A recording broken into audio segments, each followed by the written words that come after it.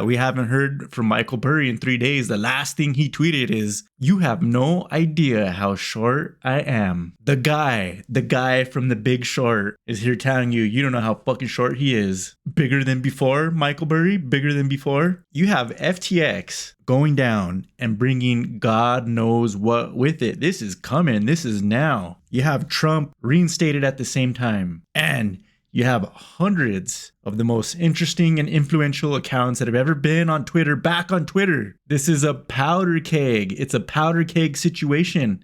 And when I say that, I don't mean that it has to be destructive. I'm saying we're on the precipice of something big. And who controls the narrative when these markets finally do fucking crash? Because it's going to be all of them together. And what is the story that's going to be told? Are they going to blame Trump for this too? No, they were already coming down. Michael Burry says, "You have no idea how short I am." And FTX has merged into a full-blown contagion. 134 affiliates filing for bankruptcy, $50 billion of counterparty risk. Oh yeah, and we're squeezing the silver at the same time. I wish you luck. I wish you luck out there. Aside from the election of Donald Trump, which happened on social media, his election did happen on social media. That's where he caught on. And honestly, it was, not entirely, but in large part, I would say the majority of where people coalesced around him was on Twitter. So it's interesting. Once again, we find ourselves back on Twitter, but this time we have the stage set with multiple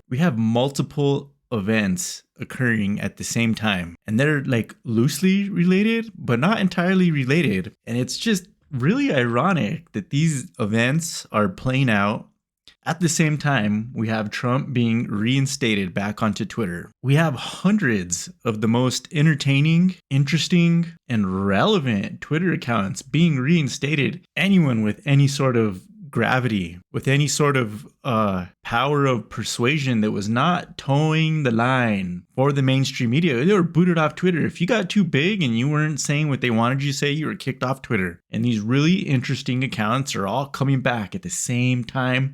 And we have Trump coming back. But it's not like they're just coming back into nothing, right? I would say first and foremost, the FTX scandal is bigger than people suspect. I think it's so big because of who it implicates and how. But also the size of it. $50 billion. I just read a tweet from FX Hedge. 134 affiliates of FTX have filed for bankruptcy. This is fucking Armageddon financially. But also the contagion. We had Michael Burry tweet, "Long thought the time for gold would be when crypto scandals merge into a contagion. We have a contagion. It's on. It's happening. It's here." Oh, and if you didn't catch, right after that, we haven't heard from Michael Burry in 3 days. The last thing he tweeted is, "You have no idea how short I am." The guy from The Big Short is here telling you, you don't know how fucking short he is. Bigger than before, Michael Burry? Bigger than before? Guys, this is happening at the same time that the censorship on Twitter has fallen. And I would dare to say there's probably less censorship on Twitter right now than there is anywhere else on the internet. Go try speaking the truth on Reddit or Facebook. Instagram's such a mess, you can't even communicate on it except for you can communicate through pictures, and there's no communication on Instagram. They'll lock you down. If they don't lock you down, they certainly put you in a box on Reddit. Facebook, forget it. Forget it. There's no communication there. What do we have left? Twitter is the spot.